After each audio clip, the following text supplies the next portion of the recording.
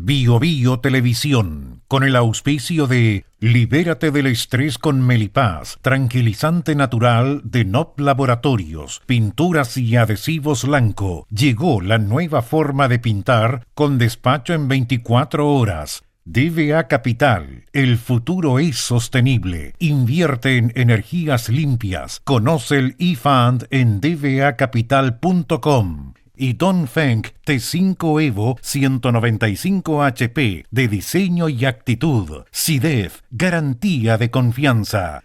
Presentan comentarios de Tomás Mochati. El estrés y la ansiedad en estos tiempos es indudable. ¿Andas acelerado? ¿Sientes tu mente sobrepasada? ¿Te cuesta dormir bien? Para tranquilizarnos naturalmente, tenemos Melipaz, que calma la ansiedad, relaja y reduce el estrés.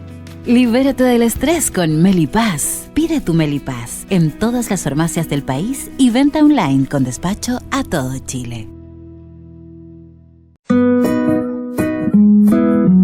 Ella le pone magia al color. Nos hace muy felices, compartimos nuestro amor. Ponle magia tú también, deja la imaginación volar. Que todo luzca hermoso como siempre está tu hogar. Mi mundo es mejor con Lanco.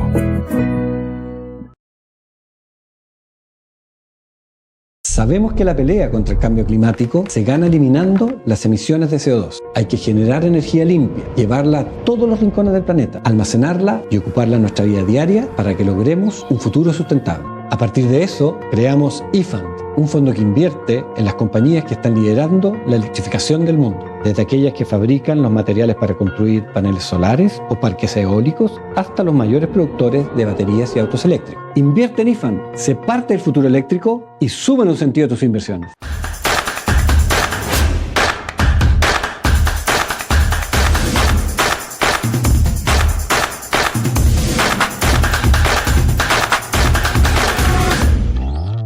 SIDEF, garantía de confianza.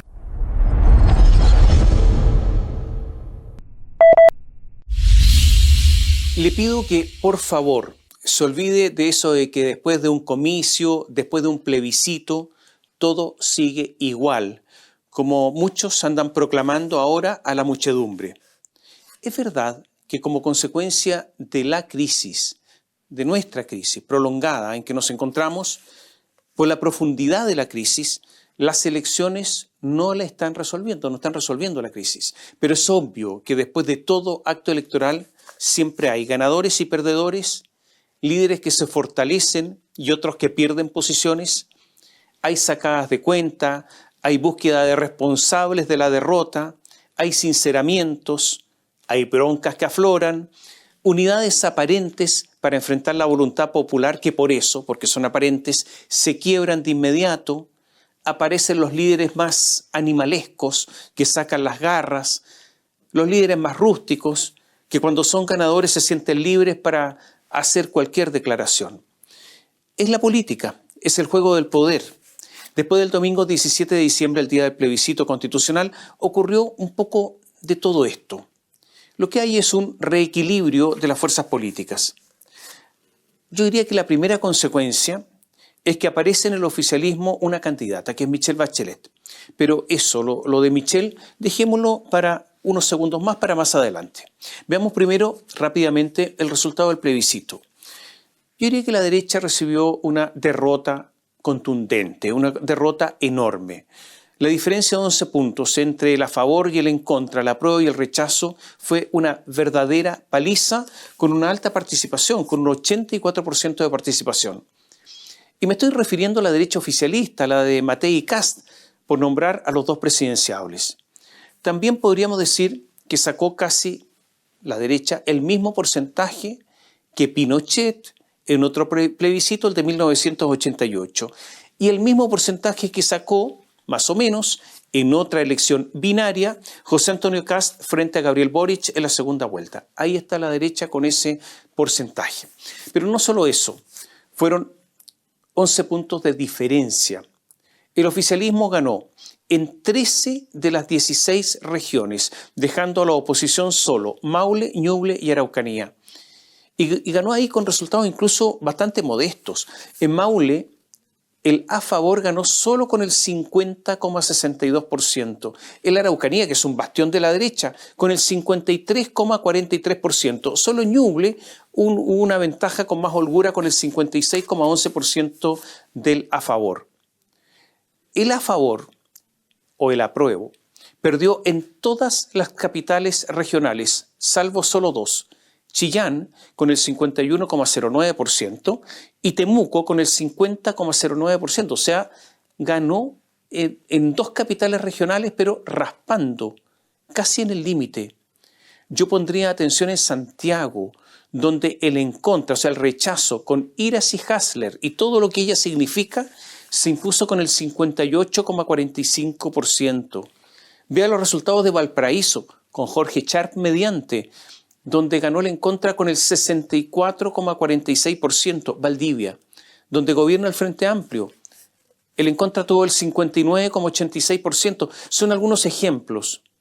Yo me imagino que la derecha debiera cavilar sobre todo esto, pensando además que vienen elecciones municipales.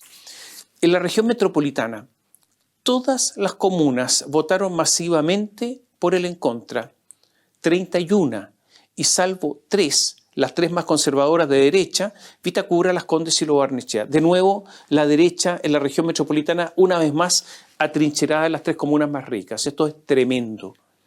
En la zona sur, comunas donde viven ciudadanos de la zona sur de Santiago, comunas donde viven ciudadanos de condición económica modesta, como Pedro Aguirre Cerda, el en contra ganó con el 67,31%, San Joaquín 66,37%, San Bernardo 66,78%, La Pintana 65,87%. En Maipú, la tierra de esa figura torpemente farandulesca y superficial, Katy Barriga, el en contra obtuvo el 63,87%, consagrando, me parece, al alcalde del Frente Amplio, militante de un partido desprestigiado como Revolución Democrática, el alcalde Tomás Bodanovich. Lo de Katy Barriga, naturalmente, que se paga. En Puente Alto, donde gobierna Germán Codina, el en contra sacó el 65,41%. En la Florida, los fueros de Rodolfo Carter, el en contra alcanzó el 62,37%. En Providencia, de Evelyn Matei, el en contra sumó el 51,74%. En Recoleta, el feudo del comunista Daniel Jadwe, el en contra fue del 62,8%. Yo creo que hay que mirar todo lo que pasó. Estas son cifras elocuentes. Donde gobernaba una alcaldesa que ya en sus tiempos mayores, casi en su senectud, sacó su cuarto medio apenas en un extraño, misterioso y tardío examen escolar, Virginia Reginato, y donde hoy gobierna Macarena Ripamonti, la ciudad jardín, Viña del Mar. El en contra obtuvo el 56,9%.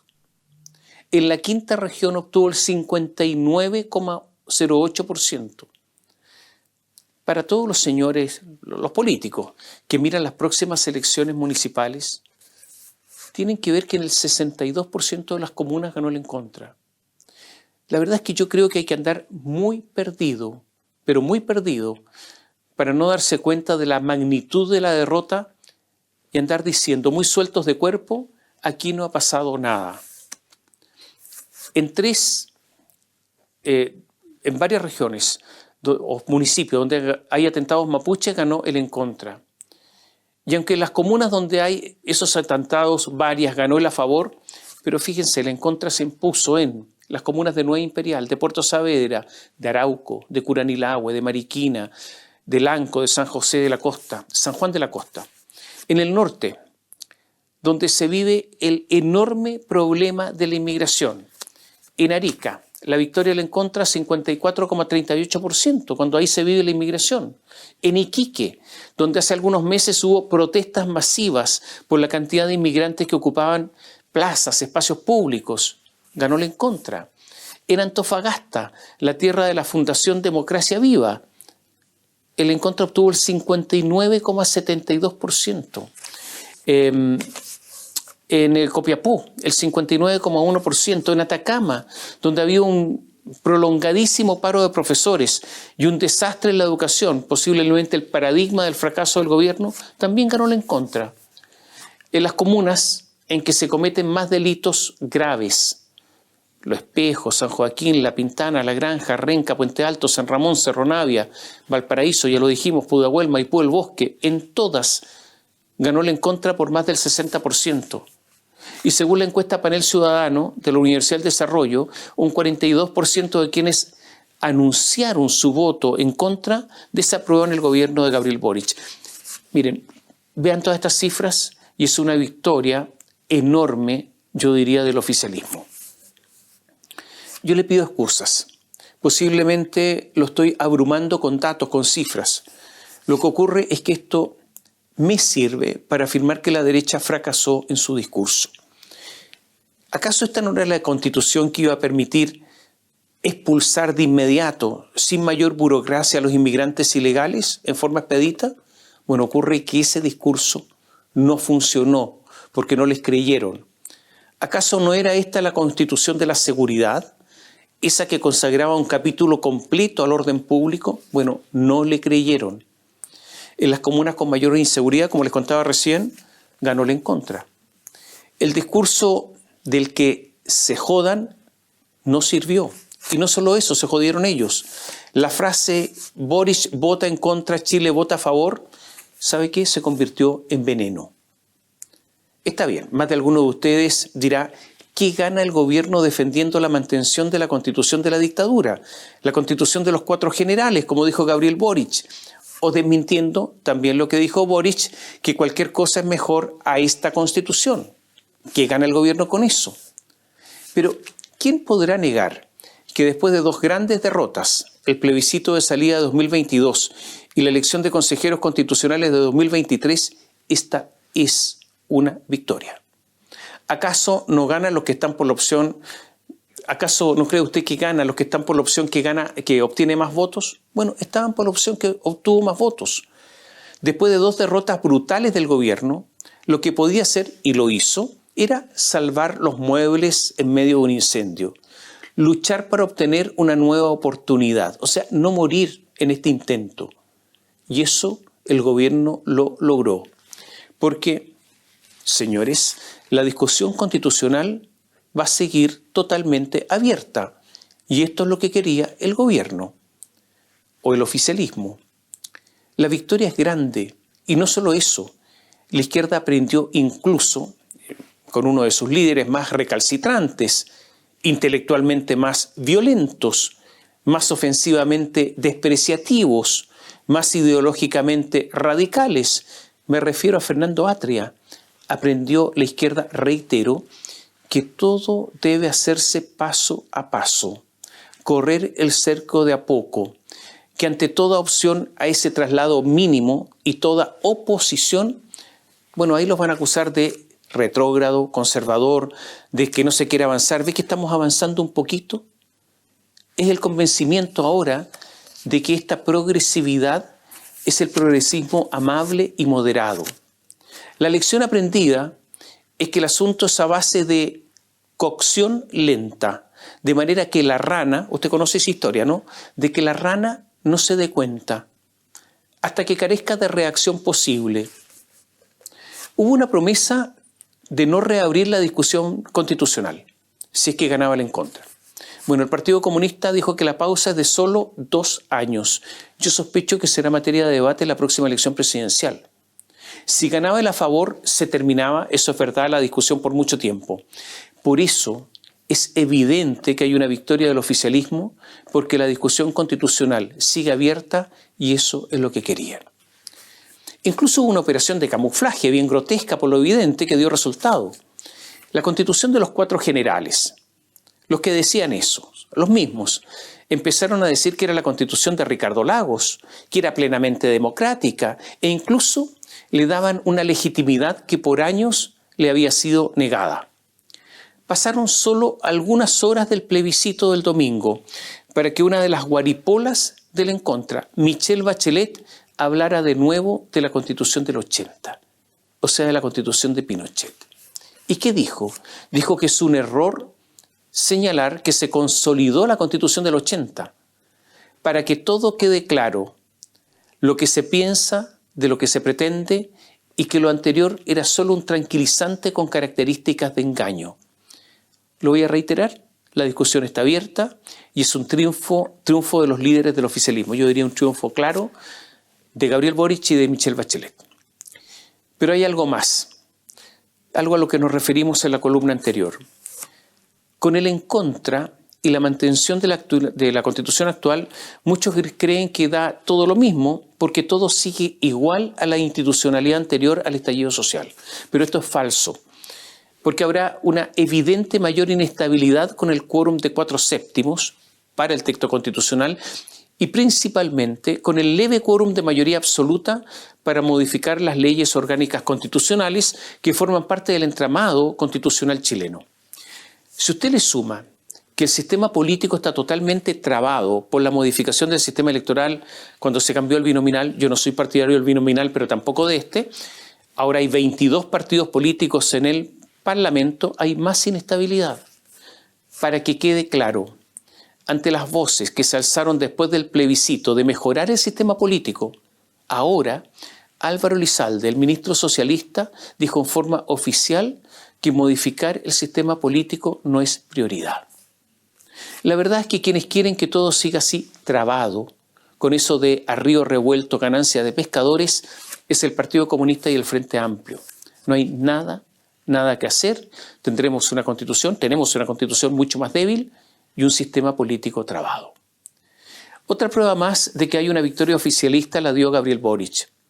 Dijo que no hay cambio de gabinete, que Carlos Montes, el ministro de Vivienda, va a seguir ahí, que Jimena Aguilera, la ministra de Salud, va a seguir ahí, o sea que todos siguen ahí. Una excepción podría ser Aysén Echeverry, la ministra del Medio Ambiente, pero más bien por razones particulares del presidente Boric relacionados con Magallanes. Lo voy a decir de otra manera. Una derrota importante en el plebiscito por parte del gobierno, o sea que hubiese ganado a favor, habría provocado un inevitable cambio de gabinete. O sea, la victoria lo que hace es consolidar el gabinete. El llamado socialismo democrático, que no es socialdemócrata, porque tanto el Partido Socialista como el PPD lo dicen reiteradamente, nosotros no somos socialdemócratas, somos izquierdas a seca. Ha pedido este socialismo democrático que el presidente resuelva la primacía de los dos almas del gobierno y además que haga un cambio de gabinete. Paulina Bodanovich, la presidenta del PS, dijo: el presidente debe evaluar si el gabinete puede cumplir con las expectativas de un nuevo aire para el gobierno. A la primera solicitud, Boric se negó.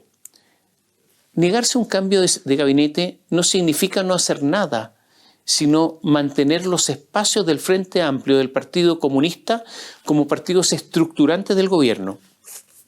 Al cambio de gabinete, lo dijimos, dijo no. A la elección de las dos almas dijo no. Y le dio con la puerta en la cara a la pobre Paulina Bodanovich.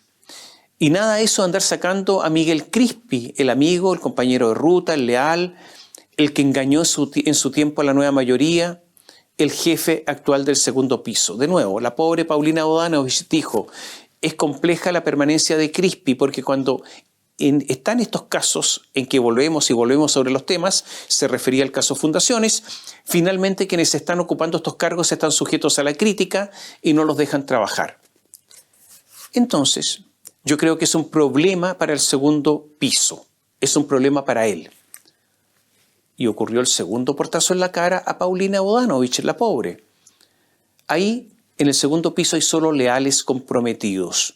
No hay socialistas, no hay PPD, o sea, solo personajes de la raza del Frente Amplio. Y además Gabriel Boric está envalentonado, y eso Paulina debe entenderlo. Gonzalo Winter, muy cercano a Boric, el diputado, ese hombre que ve la política como una guerra y que con desparpajo y en forma amenazante habla de enemigos, dijo que esta es una derrota de la derecha. Y ahí dijo además: me gusta el gabinete como está actualmente. O sea, para Paulina Bodanovich que quede claro. ¿Y esto? ¿Por qué sucede todo esto? Como consecuencia de la victoria. Insisto, si hubiese habido una derrota, el cambio de gabinete era inevitable. ¿Quiere otra prueba? El nuevo aire del gobierno lo hizo pasar de inmediato a la ofensiva. A las pocas horas, reforma previsional, reforma a la salud, reforma tributaria. A las pocas horas del resultado, inmediatamente una ofensiva del gobierno intentando colocar contra la pared a la oposición y además endureciendo la oposición, incluso sacando conejos del sombrero, como eso de destinar el 1% de la cotización previsional con cargo empresarial a las salas cuna. Eso no se había dicho, fortaleciendo ¿qué? El voto que en el plebiscito dieron al gobierno las mujeres. O sea, en la práctica, estableciendo un impuesto nuevo. Y con la cotización individual de solo 2 puntos de 6, que se materializaría esa cotización individual recién en 5 años más. Un gobierno ganador que intenta imponer sus condiciones. El gobierno está jugando duro. Incluso ya se habla respecto de la oposición de los fracasados, de los que han sido derrotados, de los que deben tomar nota, de los que deben actuar en consecuencia, de los que deben ceder en sus posiciones a los triunfadores. Otra prueba más de la victoria, la democracia cristiana, que estaba por el en contra, pero que celebró el triunfo con el oficialismo. Ya tienen acuerdo para ir juntos en las elecciones municipales. Y Claudio Rego, un ex DC, pero de cultura y corazón demócrata cristiano, que estuvo, recordémoslo, por el apruebo de la Constitución de Loncón y Atria, ya se mueve, ha logrado un apoyo transversal de todo el arco oficialista en la elección del próximo año gobernador. O sea, yo diría que la DC ya está casi oficialmente en el gobierno, porque el débil siempre se arrima al árbol que lo pueda cobijar. Es tan evidente el flujo de oxígeno que recibió el gobierno que incluso, como les decía, ya tiene candidata presidencial. Es verdad, ella siempre cuando le han preguntado dice que no, como la novia que se deja querer, como si haya que vulnerar una virginidad política que lo sabemos la perdió hace rato. Por eso sueña más y presenta una postura que no es muy estética, en el sentido de dice que no, pero todos sabemos que en algún momento va a decir que sí. Especialmente va a bastar que le digan a Bachelet que solo ella, que nadie más que ella puede detener a José Antonio Kast para que inmediatamente sea candidata, porque esos son los argumentos a los que ella no se puede resistir, parar a la derecha. Tendrá que superar sus malestares, sus inconvenientes, sus limitaciones, sus inclinaciones para ser candidata. Porque, lo decíamos hace un rato, hoy la izquierda tiene solo 2 líderes, Boric y Bachelet. Ella, Michelle, podrá capitalizar el voto de las mujeres. Ella es una ex-ONU Mujeres, y especialmente cuando las mujeres votaron en este pasado plebiscito mayoritariamente por el en contra, y además porque mayoritariamente las mujeres rechazan a José Antonio Kast. Ella, la que dio por fenecida la concertación, Michelle Bachelet, la que creó la nueva mayoría, la que abrió los espacios del poder al Partido Comunista. ¿Acaso, recordémoslo, no fue bajo su gobierno que los primeros frente amplistas llegaron al poder? Bachelet se la jugó por la constitución de Boric, la otra constitución. Bachelet, la que siempre ha apoyado sin críticas al oficialismo. Bachelet, la socialista que se siente tan cercana como Boric al Partido Comunista. Bachelet, la que cree que Alemania Oriental era una especie de paraíso. Y además hay que superar las cosas. El negociado del caso Cabal quedó en el pasado. Su decisión de tapar las investigaciones de las platas negras de la política, incluyendo a Julio Ponce Lerú, el yerno del general Pinochet, también quedó en el pasado. Entonces cierre los ojos, pese a todos estos inconvenientes de Bachelet. Cierre los ojos e imagine. Bachelet Kast. ¿Quién gana? Otro ejercicio. Bachelet Matei. ¿Quién gana? Pero es verdad, falta mucho. Pero también es verdad que las candidaturas se preparan con mucho tiempo. Esta es una consecuencia del plebiscito, porque como consecuencia del resultado, ustedes lo han visto, Michelle empezó a actuar ya en modo candidata. Es verdad que muchos admiramos, los que nos gusta la política y la historia, muchos admiramos a los gigantes de la política. A De Gaulle, a Roosevelt, a Churchill, políticos grandes, políticos inmensos y políticos también con gran vocación de poder. En la política chilena estamos repletos de pigmeos, pero con esa misma vocación de poder. O sea, son en verdad puro afán de poder. Por eso no renuncian, por eso pegan codazos indecentes, por eso son capaces de tener éxito hablando de forma entrecortada. Por eso son rústicos entre los rústicos. Por eso son solo jefes de patota más que líderes con méritos propios. El gobierno está en modo campaña. Esta es una de las razones por las que activó sus reformas y por las que nombró a Francisco Vidal como presidente del directorio de Televisión Nacional. Francisco Vidal es un oficialista puro, un político entre los políticos. O sea, es alguien que no se preocupará de detener las pérdidas económicas de Televisión Nacional, que las pagamos entre todos nosotros, sino lo que viene a hacer es meter mano para cubrir ahora sí que bien el oficialismo. Con el gentil auspicio de todos nosotros, reitero. Hace algunos años, Gabriel Boric dijo espantado, condolido, airado. ¿Qué dijo Gabriel Boric hace algunos años refiriéndose a Vidal? Dijo lo siguiente: ¡qué vergüenza las declaraciones de Vidal cuando dice que hay que cerrar los ojos cuando se pide plata a las empresas como Sokimich! Travestismo político que da asco. Esto es que escribió Gabriel Boric sobre Vidal hace algún tiempo. Y ahora yo le pregunto al presidente, a Gabriel, ¿y ahora qué? ¿Es que ahora ya no da asco? ¿O el asco de ese tiempo estaba errado, estaba equivocado? ¿O ahora es usted el que nos debe dar asco y repulsión? No, es la realidad política de los jóvenes que venían a purificarlo todo, pero ahora que están en modo de campaña, simplemente se puede obviar todo. Modo campaña se llama todo esto. ¿Y qué pasa con la oposición, con la derecha? Javier Macaya, el jefe de la UDI, dijo que a partir de mañana vamos a levantar nuestra agenda y plantear una oposición firme, porque necesitan reposicionarse. Pero para mala suerte de Macaya, el presidente de Renovación Nacional, el opaco Rodrigo Galilea, está en una actitud mucho más dialogante y dispuesto a ceder hacia posiciones oficialistas. Cuando digo respecto de Galilea opaco, permítame dar una razón de mis dichos. Si usted, por ejemplo, escribe en Google Galilea, casi no aparece el senador y presidente de Renovación Nacional. Aparecen empresas, una zona del norte del Estado de Israel, otro Galilea que es diputado y por ahí perdido el senador, el presidente RN. Pobre RN. El presidente RN no corta ni pincha. Están en problemas en la oposición. Ahora, la oposición se endureció. Por eso van con la acusación constitucional contra Carlos Montes, pese a que no tienen los votos, por lo menos en el día de hoy, para aprobarla. O sea, hoy día es un saludo a la bandera, a menos que ocurra algo inesperado, un golpe de suerte. Hay una especie de desorientación, porque yo creo que nadie inicia una batalla sabiendo que la va a perder.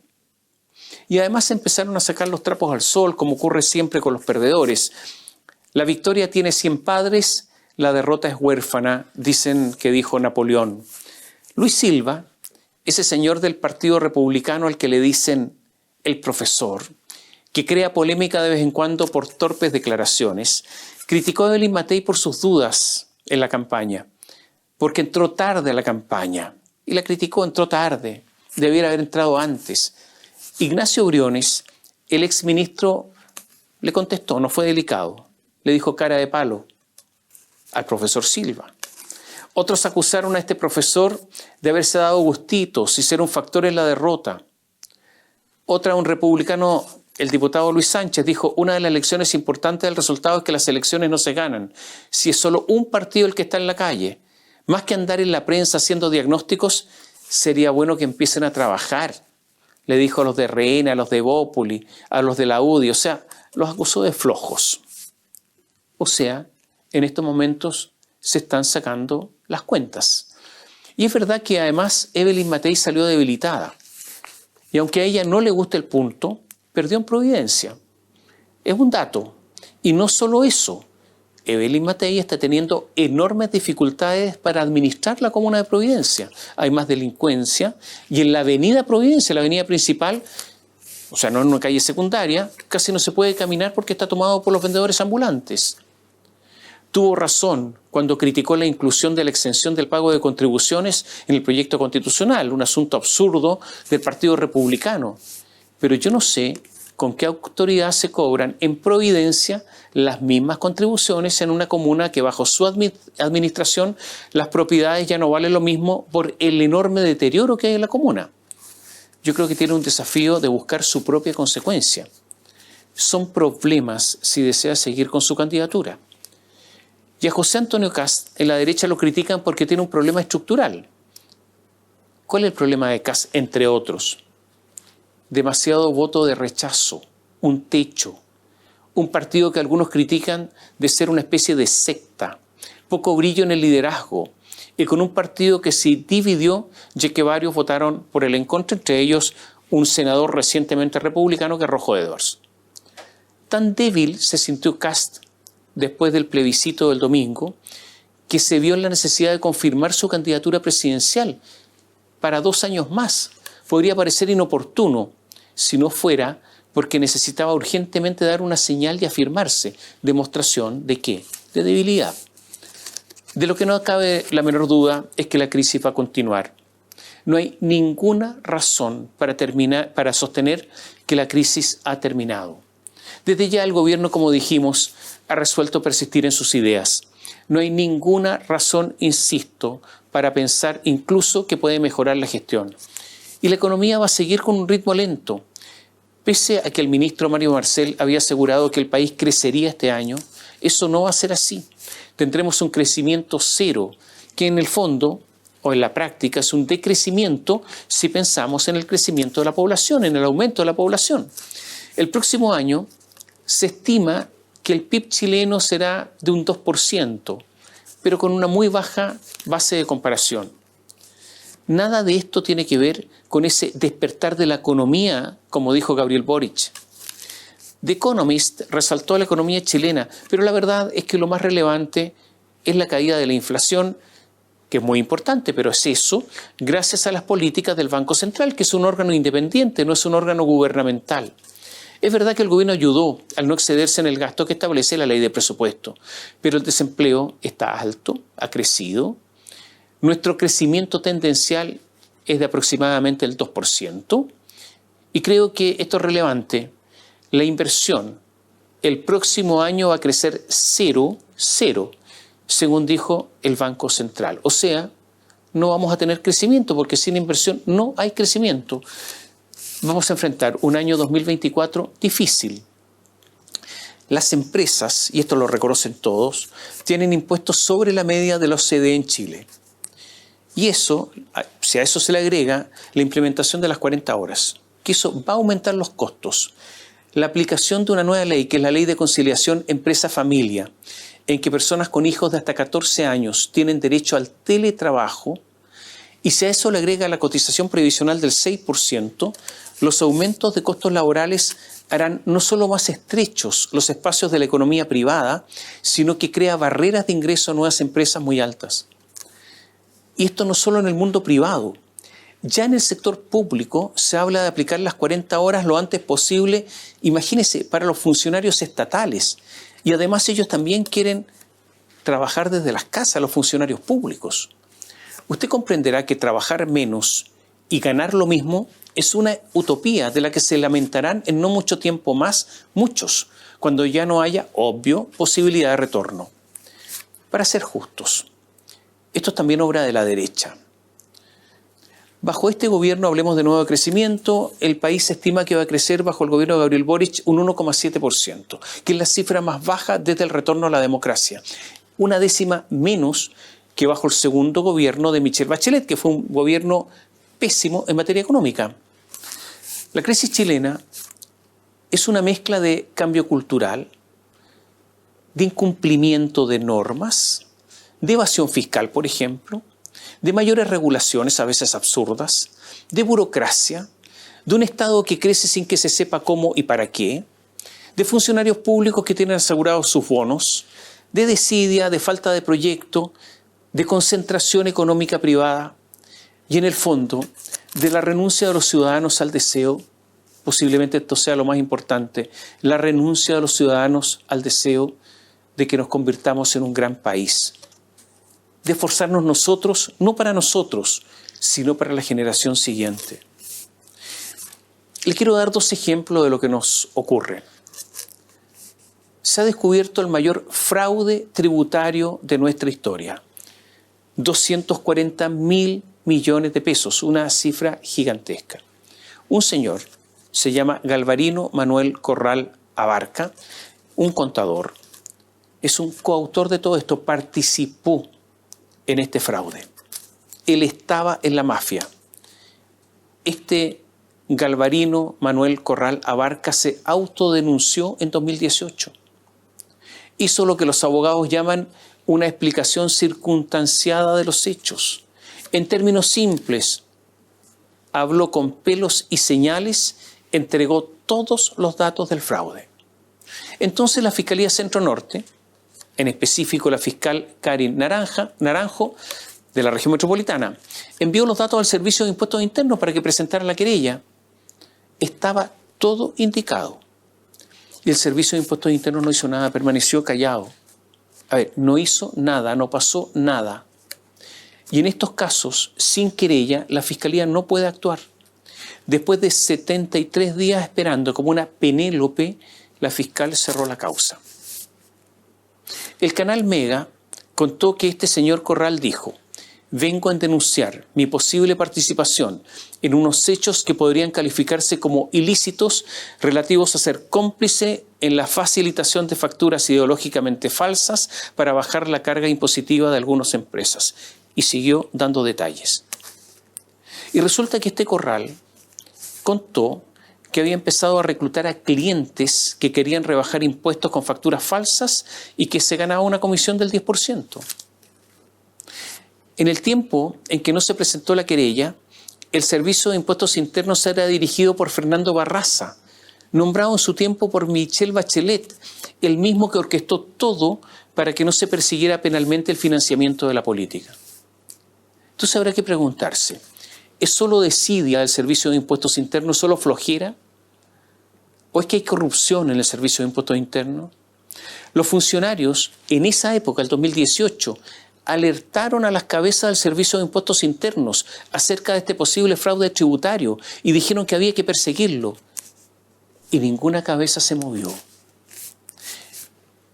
Esos funcionarios públicos que no se movieron deben enfrentar un juicio penal por faltar a su deber de denuncia.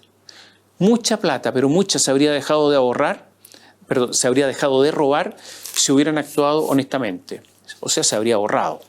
Aquí hay que investigar penalmente las razones de la omisión cuando sobre esta denuncia hubo un revuelo interno en el Servicio de Impuestos Internos. No solo eso, mediante escuchas telefónicas, ahora se supo que uno de los investigados tuvo acceso a información reservada de la indagatoria. ¿Sabe por quién? Por un funcionario del Servicio de Impuestos Internos. Otro acto claro de corrupción, si es que hubo otros antes. Yo diría que en una de estas, el abogado Luis Hermosilla, la abogada Leonarda Villalobos tienen razón. Hay un tarifado para pagar coimas. Pero todo esto, ¿qué es lo que es? Es el reflejo de la crisis, porque la otrora institución estrella del Estado, el Servicio de Impuestos Internos, ahora está en el fango. Pero miremos ahora la parte judicial. En este caso fueron formalizadas 53 personas investigadas por defraudar al Estado. La jueza del primer juzgado de garantía de Santiago, María Francisca Zapata, dejó en prisión preventiva en una jornada a 22 de los 25 imputados. 22 de 25. Se salvaron 3. Para ellos no hubo prisión preventiva. ¿Quiénes son estos 3? Estas 3. Son 3 mujeres.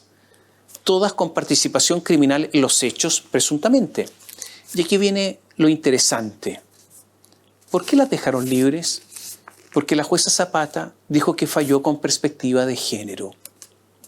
a estas presuntas criminales las benefició. A una, porque siendo ella una delincuente aparente, es madre de otro delincuente por su condición de madre. A la otra, también eventual delincuente, porque es pareja de otro delincuente, parece. Y a otra porque es expareja de un delincuente. Todas con responsabilidad penal, aparente. La magistrada María Francisca Zapata, una reconocida feminista, esta señoría, como se le dice, explicó así el asunto. Escuche bien, esto es textual. Este tribunal emplea al momento de evaluar el papel de estas imputadas en el ilícito la perspectiva de género, que no es otra que prestar atención a la situación de subordinación o desigual jerarquía que en general sufren las mujeres en nuestra sociedad en razón de su sexo. O sea, esto es para todas. No por una situación en particular, sino que para todas. Incluso una situación de menoscabo, no si se es hija de alguien, sino si se es madre de alguien. ¿Qué es lo que es esto? Esta es la desigualdad ante la ley, expresada con todo el desparpajo de una jueza que a mi juicio, según yo creo, viola el Estado de Derecho.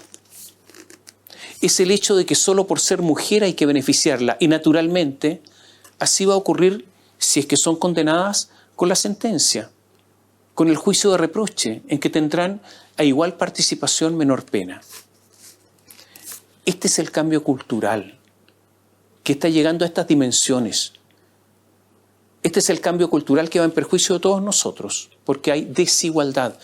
Y esta forma parte, todo esto es una manifestación, forma parte de la crisis profunda que no se solucionan con un plebiscito. Le voy a dar otro ejemplo.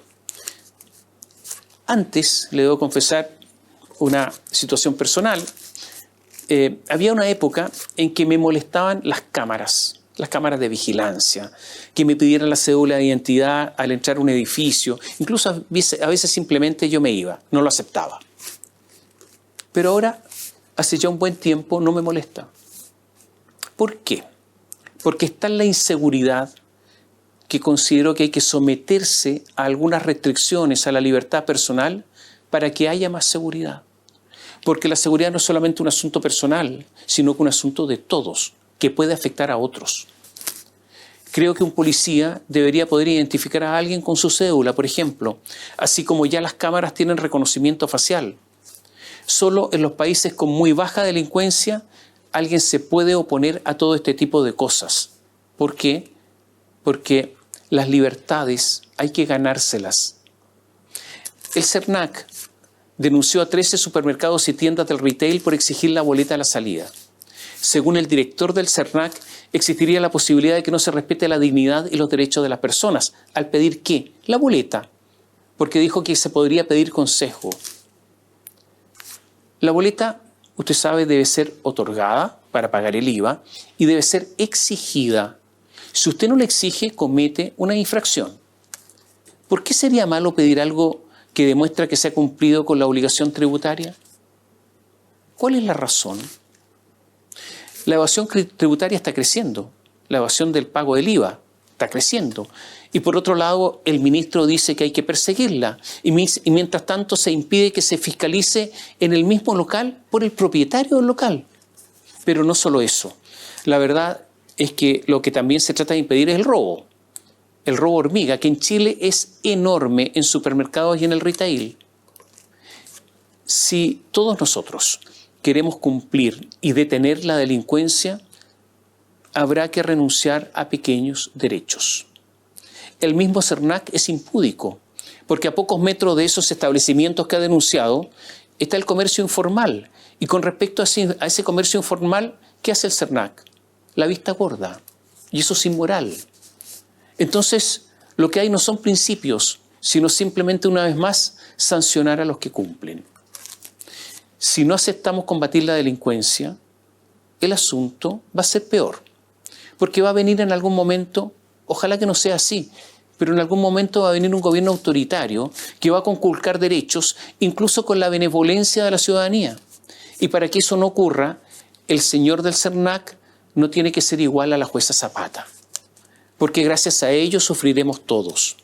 El cambio cultural que se manifiesta en la población y en los funcionarios es también uno de los síntomas de la crisis. Esta crisis existe, está latente. La crisis del 2019 sigue latente, y en la medida que crezca la insatisfacción económica esto se va a agudizar, porque tenían razón los que decían que esto no es solo un problema constitucional.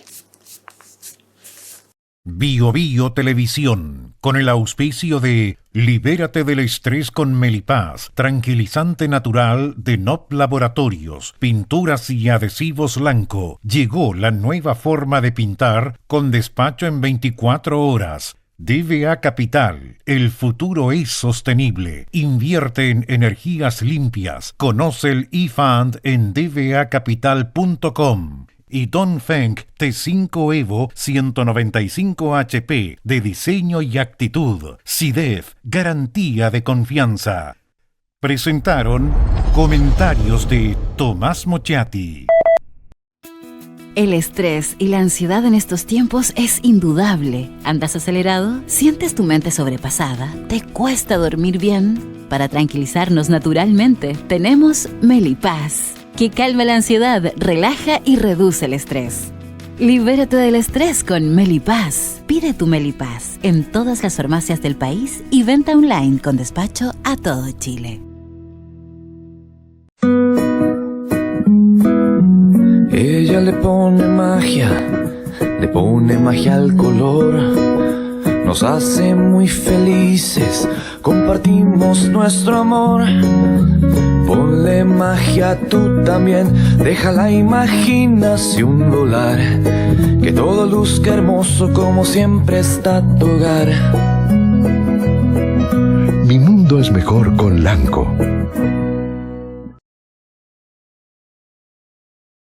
Sabemos que la pelea contra el cambio climático se gana eliminando las emisiones de CO2. Hay que generar energía limpia, llevarla a todos los rincones del planeta, almacenarla y ocuparla en nuestra vida diaria para que logremos un futuro sustentable. A partir de eso, creamos eFund, un fondo que invierte en las compañías que están liderando la electrificación del mundo, desde aquellas que fabrican los materiales para construir paneles solares o parques eólicos, hasta los mayores productores de baterías y autos eléctricos. Invierte en eFund, sé parte del futuro eléctrico y sube en un sentido tus inversiones.